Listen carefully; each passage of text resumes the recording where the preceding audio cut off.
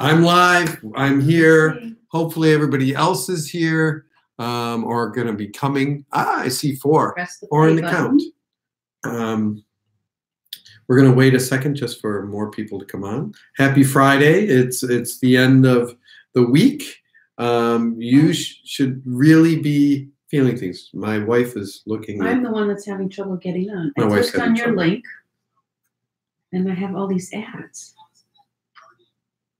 It's just ads. All right, what's my deal? Let me try this again. Hopefully all of you can hear me. If you can, just say something down the bottom where it says say something. Oh, good. Happy Friday. Thank you, Sherry. There you are. So I'm here. I'm with you. We have some questions that people posted that we're going to be going through, and then other things to share. And if you have any questions, always chime in. Just chime in on the bottom, and that way I'll answer as many questions as I can in the time we got. Let me see. My wife gave me a whole list of things to talk about. The gut biome, and hopefully most of you are over the hump or are starting to feel better or getting that energy that we talked about in the challenge. Some people may still be struggling a little bit. And so I want to talk a little bit about the gut biome and the fact that when you eat, when you're not used to eating a lot of fiber, you have different probiotics in your stomach that feed off of what you eat. And when you start eating fiber, all those good, the fiber is prebiotics and it feeds the probiotics, but a whole different host of probiotics than you might be used to. And these are all healthy ones. All you have to do is Google it on or search on nutritionfacts.org about probiotics and prebiotics, and he'll tell you everything you need to know about it. But it's the ones that feed on fiber that feed your immune system. So it's all a good thing. But if you don't have a lot of those, whatever else you have, those are dying. And you have these new ones growing. So you may feel a little off for a little while until that kicks in, until, and they say, you know, in days, and your whole gut biome can change. Actually, within a couple weeks, your whole gut biome can change over. And they've done tests on this where they put people on a plant-based diet, then they put them back on their regular meat-based diet and back. And for them, it takes 2-3 weeks till it fully changes over. Fascinating stuff, this microbiome. In fact, I pulled out a book. If you want to know more about the microbiome, this book here, The Microbiome Solution by Robin Chutkin. We heard her speak this summer at Plantstock at that the Esselstyns put on. Amazing information about the gut biome. And this is latest research stuff. They're coming out with more and more every day about the gut biome and how it helps with everything from depression to whatever. Our gut controls a lot that we never realized before. So that's a good thing. If things just don't feel right, too, you can also add a little sauerkraut or kimchi, some fermented product, maybe some miso soup, and that'll help calm things down a little bit as well. So those are things that you can do if you want to feel even a little better. And miso soup is so good for you and so easy to make, actually. Somebody asked about best going out eating options. And we strongly recommend that during the challenge, if you can avoid it, don't go out to eat, because you have no control really over what they're doing in the kitchen. You can go to some Asian places, Asian restaurants, Chinese, Japanese, Asian fusion, and you can ask for steamed vegetables. You can ask for brown rice at a lot of them, which is great now. Ask ahead of time. Thai, we eat, when we do eat out, we like Thai a lot, but you can't control the oil. And you can't control if they're putting in sodium or any other things that you might not want. So it's difficult. Now, off the challenge, here again, you know, we go to a lot of Asian type places.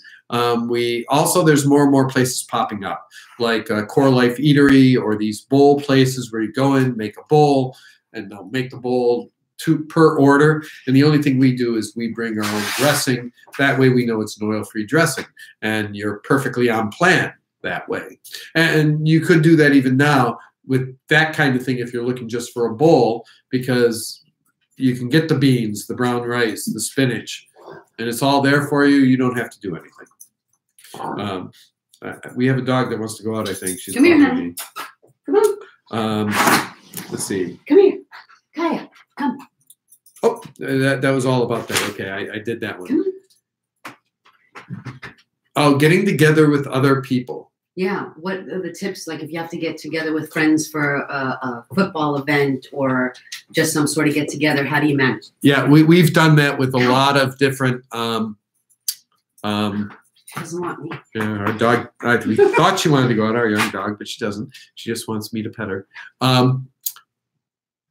You know, we've had these situations, invited over someplace for a party, Super Bowl, whatever. We always bring something that we know we can eat that's totally good for us. And a lot of times, you know, people have a veggie tray or whatever, and might not be anything for us to dip it in. You know, it could be hummus or something that we could dip it in. But, you know, typically we'll bring something that we can eat so we can still partake in the event. The event is the thing, not necessarily the food. So that's something we've done. And even some meals that we've gone to, like a potluck type meal, we bring something we can eat.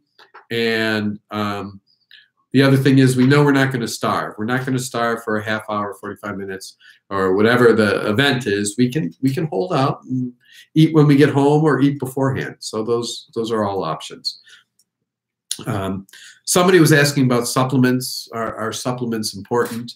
And there's a couple to be for the challenge. You don't have to worry about anything. If you decide to go plant-based long-term, there's basically 2 vitamins we recommend. One is vitamin B12. Our bodies store vitamin B12 for a little bit. I think it's about a year or so. 3 years. 3 years. But you don't ever want to get low on vitamin B12. All sorts of neurological and nerve things happen if you get low on B12. And the thing is, with that, you need 2,500 micrograms a week, which is like next to nothing. B12 is real cheap to take. B12 is typically meat eaters get it through eating their meat. But the meat they eat, they get that from what they eat, which is things on the ground typically.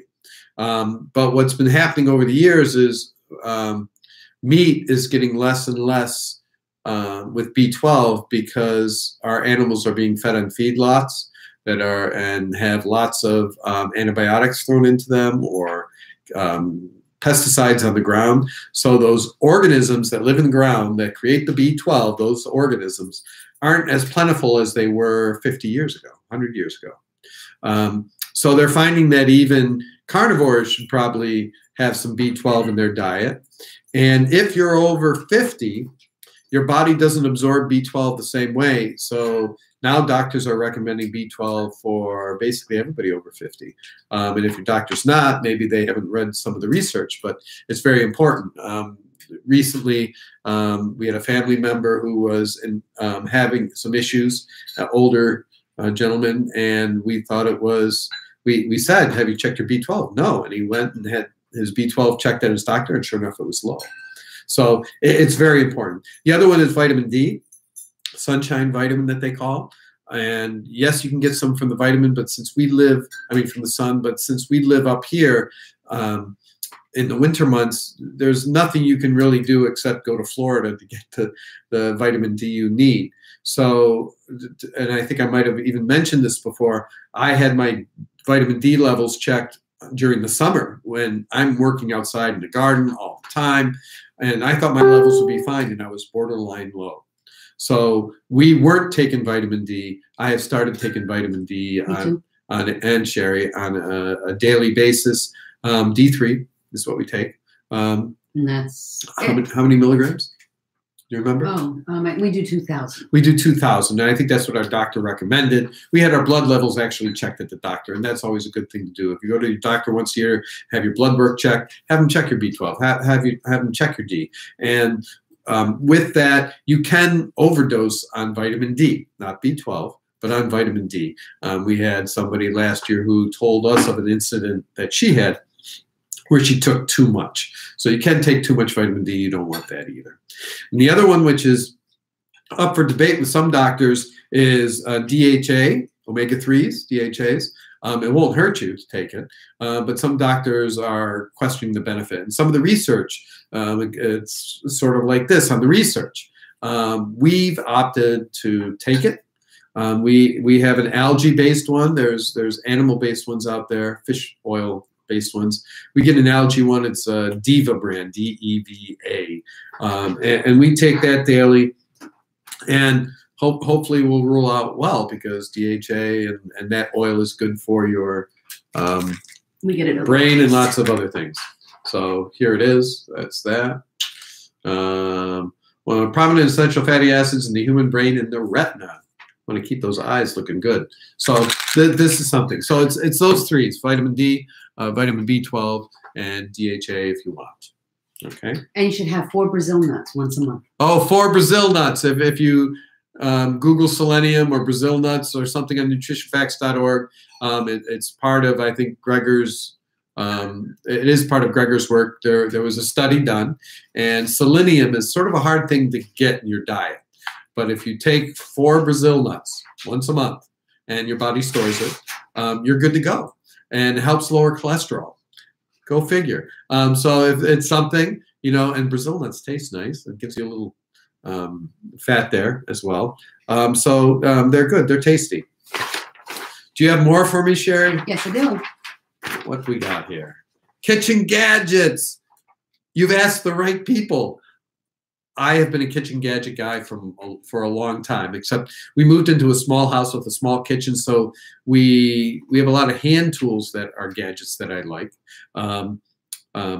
Sherry loves her Instapot. When she got her Instapot, I sort of said, yeah, go ahead. I thought it was something that would end up collecting dust. We use it 2 to 3 times a week at least. Minimum. It just makes everything so easy. You can saute in it. Somebody asked me today, well, so what's the difference between that and a crock pot? It's a pressure cooker. You can saute in it. It is a crock pot. It is a crock pot. Yogurt maker? Yogurt maker. It does a little bit of everything. And it's just so easy to use once you get used to it. I say it's so easy to use. Sherry does that. That is her deal. She's the expert at the Instapot. A good blender and food processor is extremely helpful, and an immersion blender, or what they call a stick blender. The stick blender, especially if you're making soups and stuff and you want a nice creamy soup, it helps do that, especially if you make like a broccoli soup and you want like a cream of broccoli soup. Instead of throwing it into a blender and having the stuff splatter all over and burn you, you put the stick blender in, and you can control how smooth it gets, which is just great. Food processor we've used for a long time to make everything from what we call ice cream, which is frozen bananas made into ice cream. But what has sort of taken over for us is this summer I got a great deal on a, what's the name? Of what? The Vitamix blender. They're extremely expensive. They can do everything from actually blend and heat soup. So you can literally put everything in, and it'll blend so much that it'll heat it up so it'll be steaming. But they are pricey. But we haven't steamed it. We haven't done any soup like that, but they have recipes for that. It can take peanuts and turn it into peanut butter. It can take peanuts and it can take wheat and grind it into a flour. It's amazing, but they're on the average of $300 on up, so they're a little pricey. Before that, we had our Ninja blender, which is nice and inexpensive, and we could do really nice things with them. It's just that it wouldn't make things as creamy as the Vitamix. We do a cashew bechamel sauce when we're off challenge, which is like a replace of an Alfredo sauce. And it's just the creamiest, silkiest thing. So a good blender is great if you can do that. The other thing we get is a zester, or the brand name that we get is Microplane, and we get a Microplane. Sherry, can you bring that over? Just there's different size ones. This is the one we got, and we use it for everything from shredding garlic to I'm trying to think what else we use it for. It's ginger. Ginger mostly. So ours is like this. And it's got these very fine teeth on it. It cleans up real easy. Yeah, lemon zest, any kind of zest. It makes it real easy. we use it for our ginger a lot. We have a ginger dressing we're going to probably give you at the end of the thing because it has peanuts in it. And for that, so often with ginger, we don't use it enough to keep it fresh. So we freeze it. And freezing doesn't do anything to the ginger. And this microplane, we've used this for a couple years now. It doesn't dull that.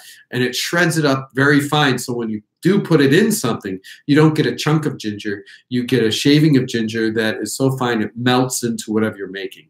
So it's really excellent for those kinds of things. Garlic press is nice if you don't want your hands smelling of garlic. Sherry has this one, and some of them have little things that you can press out the garlic chunks afterwards. This also slices it as well, which is handy. I don't bother personally. I just chop it the way I want and mince it the way I want. Optional air fryer, which we know nothing about. Some of you I know in the group have air fryers. We don't have room in our kitchen for one right now. One more thing. Air fryers are wonderful if you want to make fries and other things nice and crispy. So those are some of the tools that, in the plant-based kitchen that you might want. There's other things, if you wanted to make your own nut milk or oat milk. We were doing that for a while. And we got a nut bag, which is a muslin bag that you put the stuff, and you squeeze the pulp through and stuff. And actually, we'd make the almond milk. We'd save the pulp from the almond milk. And I used that in these great granola bars that we made. And it was just perfect for it. So you have to wait till after the challenge. But for that recipe, you'll have to wait for after the challenge. There were some books I wanted to share. Just some of the books we have from some of our favorite authors. One, The Plant-Based Solution by Dr. Joel Kahn. He's a cardiologist, and he talks about the latest and greatest information on heart disease. We gave away one on the kickoff. Yeah, we gave away one at the kickoff that Dr. Kahn sent us. This, along with Dr. Esselstyn's book, it would be great for somebody who has heart disease and wants to fix that. Starch Solution by Dr. John McDougall. Dr. John McDougall has a place out in California where it's a live-in program for like a week. 10 days. 10 days that will help get you off medicines and everything if you need more hand-holding and more advice. And they have lecturers and teach you how to cook. He's great. This works real well, especially for people with autoimmune issues. The starch with a lot of potatoes and rice doesn't seem as bad as some of the other recipes and things for people with autoimmune issues. Dr. Neil Barnard, Prevent and Reverse, well, not Prevent and Reverse, Program for Reversing Diabetes. This was his book that came out years ago. It's still sort of a standard that we hand out to people when they say, I have type 2 diabetes, what can I do? He's the director at PCRM, Physicians Committee for Responsible Medicine.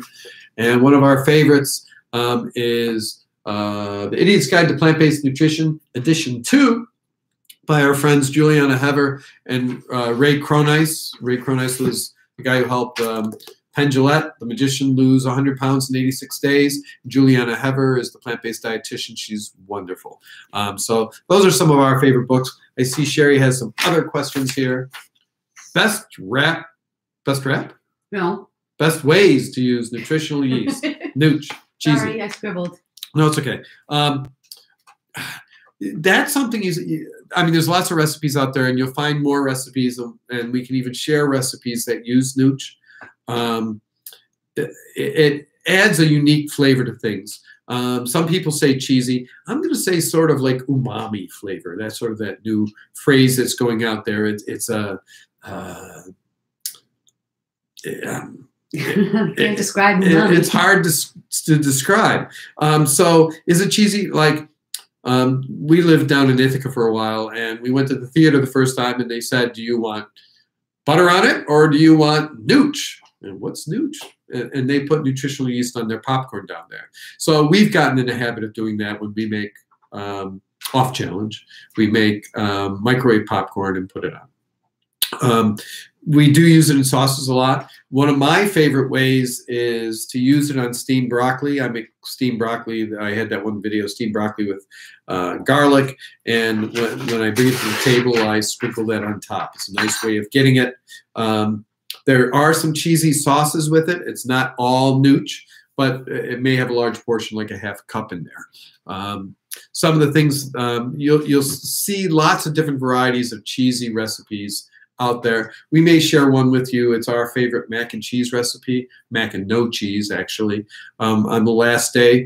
All our kids, most of our kids are not plant-based. They're adults, and some are at different stages of accepting some of it, and some aren't even there. But all of them, when they come home, they say, will you please make the mac and no cheese? So it's a real good one. We'll share that one with you, and that has some nooch in it.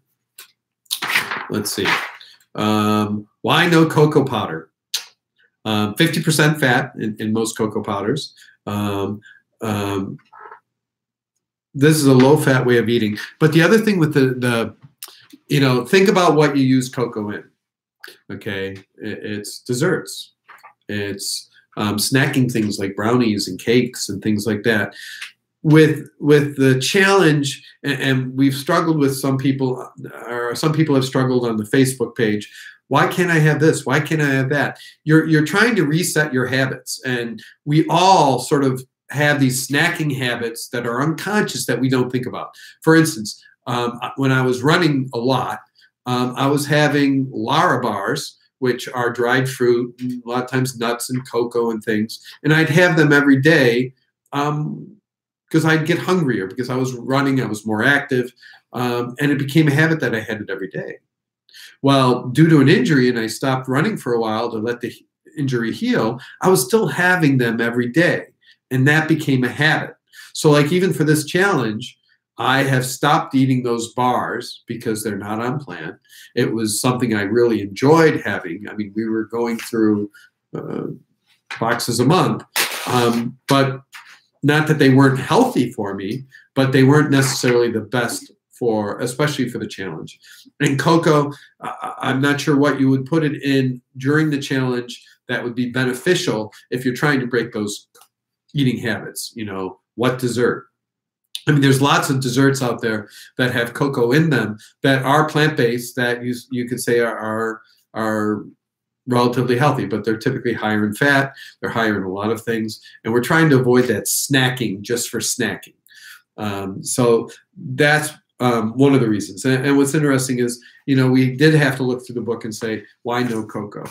And that's one of the reasons, or a couple of the reasons. After the challenge, you might use a little, we might even throw a couple recipes your way that do have cocoa in them. You know, the hardest thing is some things are slippery slopes. You know, you get in a habit of eating something, and before you know it, and I think I had mentioned this the other day, coffee. We love coffee, and we love a good creamer in our coffee. Well, that cream, we used to have it just on weekends. And then we started having it every day during a break. And then, oh, we're going on vacation. We don't have access to the coffee maker. We'll go to Starbucks and we'll have a latte. And then we were having lattes a couple times a week. And before you know it, this thing that was just a simple thing became a lot more complex. And then you wonder why you gained 5 pounds or are struggling with your cholesterol or some other health issue. So it happens real quick. Cooking spray says no oil, but that is all it is. Oh, cooking spray. They want to know about cooking spray. And there's some of the doctors out there are great. I know there was one we listened to, one of the plant-based doctors, and they say, okay, and it might have been Rip Esselstyn even, so not a doctor, but you take a look at the thing. It says 1 spray is a serving or whatever, and it's 1/4 of a second. I don't even know if it's maybe small. No, I think it's 1/4 of a second. Measure 1/4 of a second. It's not even probably. And what do? We go. So it's definitely not. And it is just oil. So you don't need it. Let's see. Okay. Talking a little bit about that. So then there was this question. Someone wanted to know, what do you mean by what happens after the challenge? This is good. And you the reason like this forever. The reason why I keep saying that, and Sherry may say it in our posts. Last year when we did the challenge, everybody was saying, now what at the end of the challenge? And the challenge book and the challenge recipes are very strict and for a reason, to show you the best results in the shortest period of time. You can live on that very healthy for the rest of your life, if you want to. You don't have to change anything. You can just use those recipes and the criteria, and you'd be totally fine, totally healthy. Thing is, there's a much broader world of whole food, plant-based nutrition out there, and especially if you're on Facebook and you've joined our Eat Plants Love group, you can see some of the recipes in our files. They are. Might have tofu. They might have tofu, cashews, nuts, seitan, tempeh. These things that have a little higher fat in them, but they're delicious and they're healthy. And they're still healthy, depending on your condition. Like if you're a heart patient, you try to avoid a lot of fat. So without health issues or weight loss goals, you can have all that stuff. What she said. Repeat it in case they can't hear me. If you don't have any health concerns, and you don't weight to lose, and no weight to lose, you can eat some of these other things, and they're just wonderful. And so it's a broader world. So I don't want people to feel like I've given up so much, because for us, we were foodies. We've always been foodies. And if this stuff didn't taste good, we wouldn't be able to do this long term. And this way of eating has opened up our palates to other cuisines, other cultures, foods, other things we never would have tried before. We never tried tempeh before. We hated tofu. That's that slimy stuff that you get in Chinese restaurants in the soup. Well, I have a baked tofu recipe that's to die for. I have some nut recipes for things. I have a French pear tart, which when I used to bake for Wegmans, and I was a carnivore and stuff, it was made with butter, eggs, and all this. Now I make it, and it has a lot of nuts in it. It's not low fat, but it's just as good as the original without all the dairy products. So we just want to tell you that, and we'll talk more about this in our last session, Where Do We Go From Here, on the YouTube. We'll talk about some of these different things, some of the different places, some of the people out there that are doing fabulous recipes, and some people that we didn't talk about because some of their cooking doesn't meet, the guidelines. There's, when we go out to eat for a treat, we go to Red Fern on Oxford Street in Rochester, New York.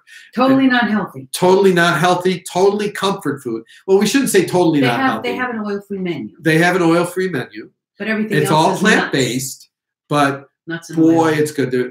They have some fried things, and they have great desserts that you would never know weren't made. Their cakes. They have a carrot cake that I love, and I'm a carrot cake aficionado. So, and just amazing. So there's things out there, and our friend Ray Cronice, the guy from this book, he says rare and appropriate. So rare and appropriate, it means, it's like birthday cake. When you have birthday cake, you have it on your birthday. Okay, that's rare and appropriate. But if you're having it every week, that's a problem. That's not rare and appropriate. If you have fried food once a year, that's not. Unless you have heart issues. Unless you have heart issues, then that could be a big issue. But for instance, for me, I have apple pie. I love pie. I'm a good baker. I only have apple pie once a year, Thanksgiving. I make it. It's my pie. I know what's in it. I may have 2 slices or 3 over the course of a few days, but it's my pie. And then I don't have it again for another year until Thanksgiving rolls around. So that rare and appropriate thing is a good thing to get in your head, because that can help you justify things. Why am I not doing this? I'm not cutting it out totally out of my diet. I'm just having it on rare appropriate occasions. I mentioned today about alcohol, and how alcohol for me is my last vice. I love a good cold beer in the summer after mowing the lawn. I love a good glass of wine when I have a nice, beautiful dinner I'm making. But for me, alcohol has been shown not to be healthy. in any amounts. It contributes to all sorts of cancers. If you listen to the videos today on the newsletter and things, and I had to keep playing that in my head. It can cause this. It can cause that, especially as I'm aging. And I'd hate, as healthy as I eat now and everything, to find out that I got cancer, not because of the food I ate, but because I had a desire or a vice or an addiction to drinking my glass of wine every whatever. So for now, for me, the wine and the beer is on special occasions. Maybe when we go out eating with friends, I'll get a glass instead of buying a bottle or two for the weekend and consuming that over the weekend. So that rare and appropriate, I think, is a good thing. Did you answer the weight loss question? When will you see weight loss? I know I handed Oh, when will you see weight loss?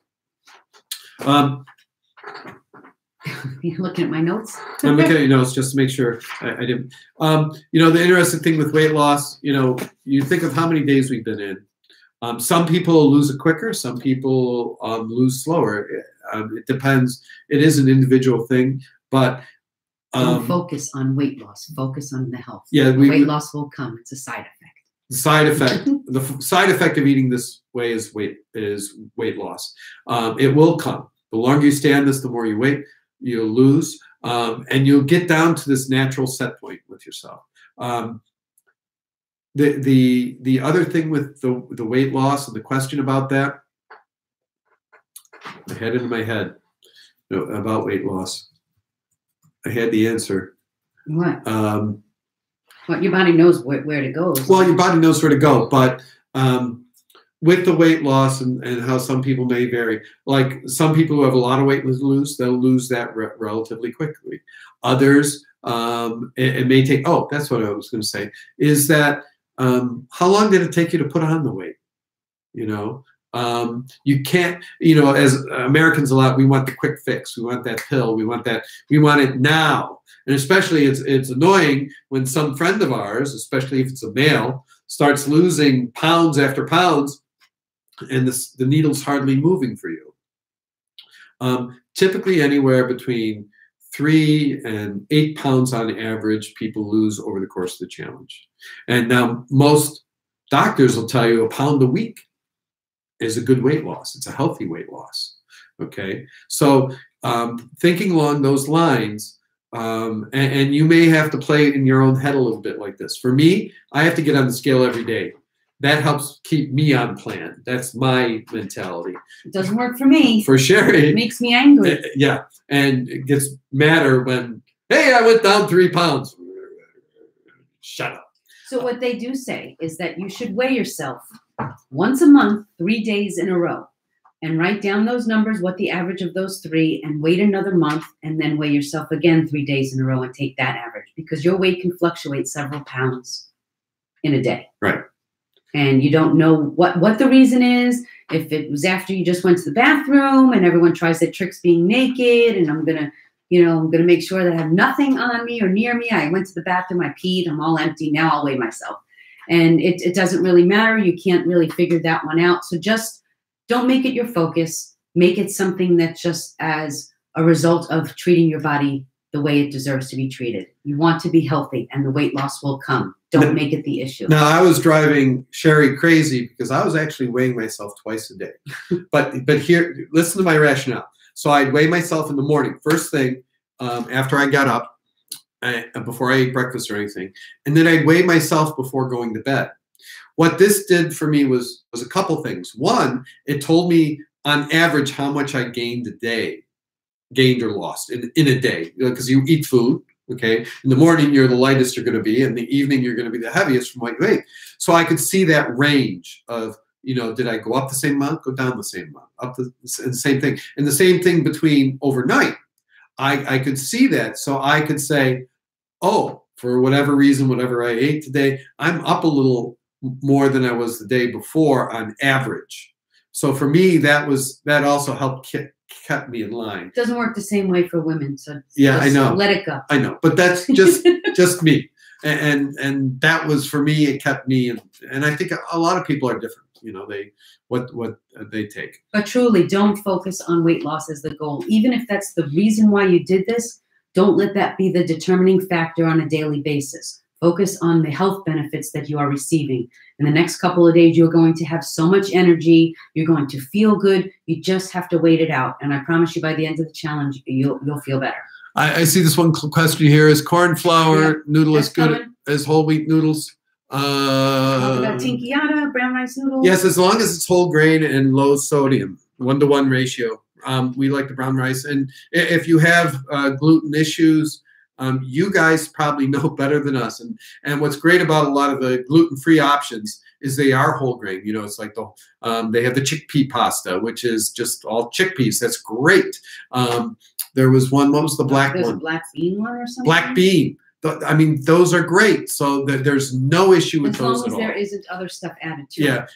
And you guys, I know from posting your labels and stuff, a lot of you are getting very good at reading labels. And that's probably the key to a lot of this. You see with this, we're not buying a lot of processed food. The processed food we're buying is things like soy sauce or some dressing or something. But we always look to see which has, we'll hold up 2 different ones and see which has the most minimal ingredients. Does this one have 10 ingredients that we don't know what half of them are? Or is this one just plain stuff?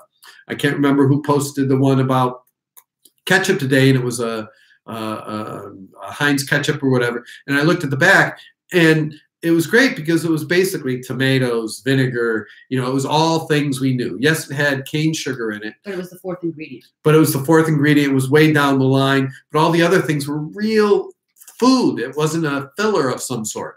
So that's good. And you know, it's in everything, like tomatoes. We look at tomatoes and look at the sodium content. The sodium content, if there's any oil in it, sugar. And there was a great article. I'm trying to. I think it was something I did on my Ruby course this year. They were talking about that the cheaper tomatoes, they put the sugar in to sort of cut the bad taste of tomatoes. So you know, the Italian Roma tomatoes that are from Italy, they're high priced for a reason. They are picked to the peak of perfection, and they have little extra ingredients in them, and that's why they're so expensive. A lot of people like the Pomi brand of tomatoes. Thank you, Kathleen. It comes in a box. It's boxed tomatoes, and there's nothing added to it. It's P-O-M-I. P-O-M-I. Pomi tomatoes that come in a box instead of a can. People like those a lot. Sherry says nothing extra in there. So I hope you got a lot. Yeah, I hope you got a lot out of today. A lot of people, somebody said, where do we go from here? You know, I think somebody emailed me today and said, you know, I'm going to miss this when it's all done. Well, if you're on Facebook, just come over to Eat Plants Love. We're there all the time. If you have questions anytime, you can email us at Eat Plants Love. We're here for you. That's what we do. Have a good night. Have a good weekend. Good luck. Hang in there.